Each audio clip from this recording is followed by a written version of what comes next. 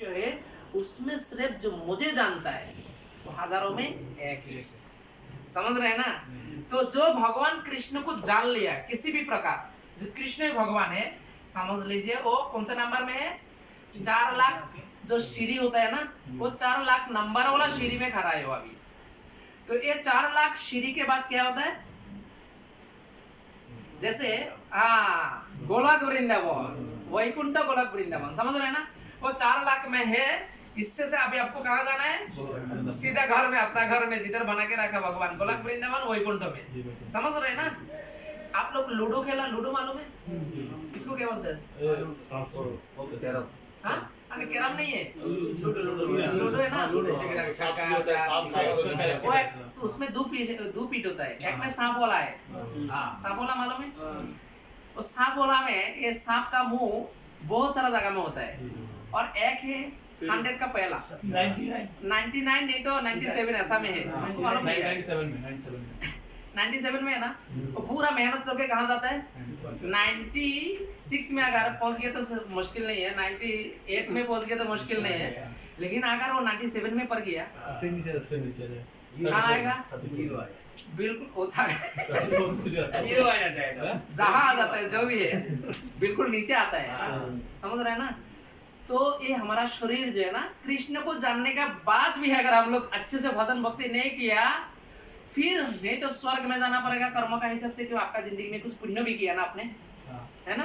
तो पुण्य का हिसाब से स्वर्ग में भी जाना पड़ेगा, और जो पाप किया उसके लिए नरक में भी जाना पड़ेगा, और नरक और स्वर्ग दोनों भोगतने के बाद फिर आपको मनुष्य शरीर देगा भजन भक्ति करने के लिए, फिर सांस देगा आपको।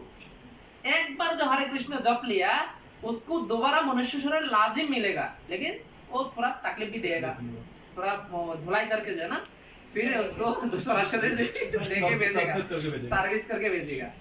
समझ रहे हैं ना?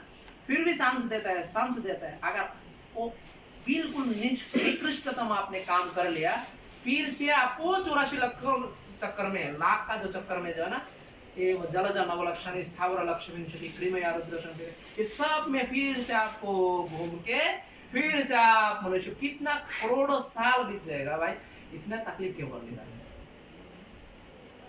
समझ रहे हैं ना?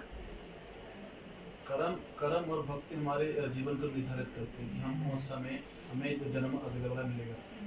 किंतु प्रभु जी यहाँ पे जितने भी हमारे मनुष्य हैं, जितने भी हम जिस प्रकार के मनुष्य, हर बंदे का अपना अपना व्यक्तिगत मतलब कि उसका चिंता है, अपना सोचता है, किंतु हमारे अंदर एक चीज का अभी भी उस चीज का मतलब कि बिलोंग्स जो है, अभी इंसान के कोई भी इंसान का अपने अंदर देखिए, जो महान एक हमारे मैं कल पढ़ रहा था, मैंने वीडियो भी सेंड किया था, पता आपको? छोटा सा एक भट्टाचार्य जी है, 3 साल के हैं, करीब 3 साल के हैं, किंतु वो मंत्रों का इतना अच्छा उच्चारण करते हैं, मतलब कि उनको सोच, और उनके साथ जो उनको जो वीडियो बना रहे थे वो उन्होंने MBA किया था, कहाँ से? ऑक्सफोर्ड से।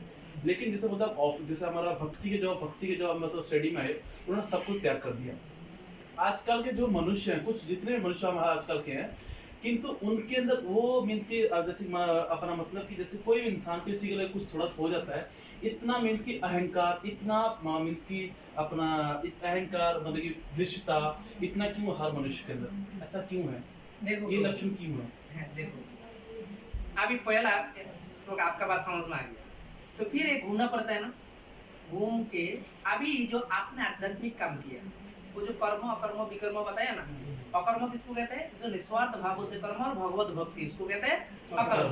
तो अभी इतना टाइम से जो आप लोग बैठा है ना, इसको कहते हैं अकर्म, ये भक्ति में चला जाएगा। और भक्ति का नंबर कितने? 100। समझ रहे हैं ना? टोटल नंबर कितना होता है? 100 समझ लीजिए। तो आपने ये आपका पूरा 50-60 का जिंदगी में जो आपने थोड़ा सा अर्जित किया, ये कभी नाश नहीं होता, इसलिए कहते हैं कर्म नाश होता है, पाप नाश होता है, भक्ति का भी नाश नहीं होता है, आपका आत्मा का साथ रह जाते हैं। और उसका प्रमाण क्या है? गजेंद्र मालूम है? तो जो हाथी को एक मगरमच्छी ने पकड़ लिया, वो उसका पिछला जन्म में क्या था? उसका पहला जन्म में एक राजा था, धर्मात्मा राजा, और उस समय उसको बहुत शास्त्र का ज्ञान था, और वो जब उसको वो मुसीबत में फंस गया, उसका श्लोक मुंह से जो ना श्लोक निकल गया। कैसे निकला? क्योंकि वो पिछला जन्म में वो राजा था ना, तो वो आत्मा का साथ रहता है भक्ति। समझ गए? तो इसीलिए गजेंद्र होते हुए भी उसका मुंह से क्या निकलता है? श्लोक निकलता है। इसीलिए कहते हैं गजेंद्र मोक्ष। वो पाठ करने से ना पाप का नाश हो जाता है। भागवतम में है गजेंद्र मोक्ष, उसका स्तुति। गजेंद्र ने जो भगवान को पाने के लिए स्तुति किया, समझ रहे हैं ना? तो है अभी आपने समझ लीजिए 10% कमा लिया इस जन्म में, तो आप मनुष्य जन्म में जब देगा ना आपको, वो फिर उसी जन्म में आप कुछ कमाएंगे भक्ति। ऐसा ऐसा करते करते जब तक आपका 100 नहीं होगा तब तक आपको एंट्री नहीं मिलेगा गोलक वृंदावन में, समझ रहे हैं ना? लेकिन वो 100 मार्क जो होता है ना, वो आप इसी जन्म में भी कमा सकते हो, प्राप्त कर सकते हैं। आपको भटकने का जरूरत नहीं है, समझ रहे ना? ऐसे भी हम लोग तकलीफ में है, फिर दूसरा जन्म क्यों लेने का? एक नौकरी गए तो फिर दूसरा नौकरी का खबर ही नहीं है, काम करते हो सैलरी नहीं देते, गर्मी में सर्दी में कितने परेशानी है, कहीं को आना के इस जगत में, समझ गए ना? तो ये आत्मा का उद्धार करना है, आत्मा का नाश नहीं होता है, भक्ति आत्मा का साथ में रहता है।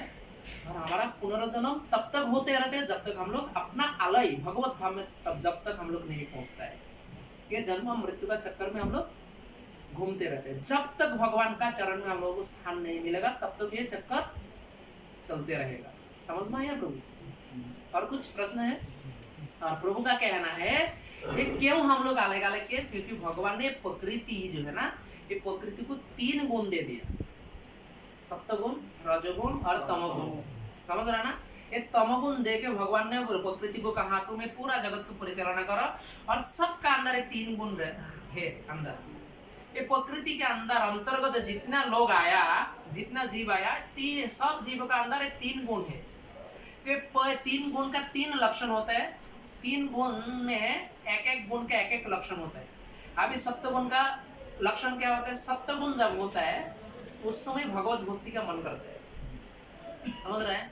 रजोगुण में मौज मस्ती करने का मन करते हैं, और तमोगुण में पाप कर्म करने का, गलत काम करने का, गंदा काम करने का मन करते हैं। तो 3 गुण हमारा सबका अंदर है। तो जिसका अंदर और गुण का मात्रा ज्यादा है उसी गुण का प्रभाव उसी गुण से प्रभावित होता है। तो हम लोग क्या कहते हैं, अरे ये ऐसा क्यों कर दिया? क्यों? उसका अंदर वो गुण है, समझ रहे ना? वो जो काम कर दिया उसी काम वाला गुण में, गुण से वो प्रभावित है, इसलिए वो काम किया, समझ रहे? तो हम लोगों को क्या करना है? प्रयास करना है सत्य गुण में रह के भगवान का भजन करने का, समझ गया? तो इसीलिए किसी भी लोगों को दोष देना भी ठीक नहीं है। अलग अलग लोग होते हैं ना, सिर्फ हम लोग समझा सकता है। और जो लोग ये सत्वगुण, रजोगुण, तमोगुण समझ में आ गया, और जो आदि भौतिक, आदि दैविक और आदि आध्यात्मिक ये दुख का बारे में समझ में आ गया, फिर वो लोग आस्ते आस्ते क्या कर सकते हैं? भगवान का भक्ति में अग्रसर हो सकते हैं। इसीलिए गुण के बारे में भी ये भगवत गीता में बताया है। प्रकृति, पुरुष और विवेक। विवेक कहते हैं ना हम लोग, और पुरुष है, और प्रकृति, इसके लिए भी एक अध्याय दे दिए, चैप्टर दे दिए, समझ में आया? प्रकृति, पुरुष और विवेक, ये 3 विषय में भी एक अध्याय है। हम लोग भगवत गीता पढ़ेंगे तो पूरा ज्ञान हमारा अंदर आ जाएगा, समझ में आया? मनुष्य का विवेक ही मनुष्य की महालक्षणता है। तो सार चीजों के बारे में ना भगवत गीता में। हरे कृष्ण। और कुछ प्रश्न? अभी हम लोग एक माला जप करेंगे। जो प्रभु जी ने जो बताया ना, प्रभु जी पूछे ना, हाँ, वो देवकीनंदन जी प्रभु जी का प्रवचन है। हाँ, हाँ। उन्होंने कहा कि ये आत्मा एक दर्पण है। उन्होंने कहा आत्मा एक दर्पण है, जैसे 1,00,000 दर्पण लगा दिया जाए, अगर एक आदमी को खड़ा किया जाए तो वो आदमी का दर्पण में 1,00,000 गिना जाएगा। उसी प्रकार आत्मा होता है। हमने भी सुना उनका मैं बताया। हाँ, दर्पण की तरह आत्मा। तो यानी कि पहले 40 करोड़ का था, अभी 120 करोड़ हो गया, तो आत्मा कहाँ से बढ़ गया? तो वही प्रभु ने कहा आत्मा दर्पण का।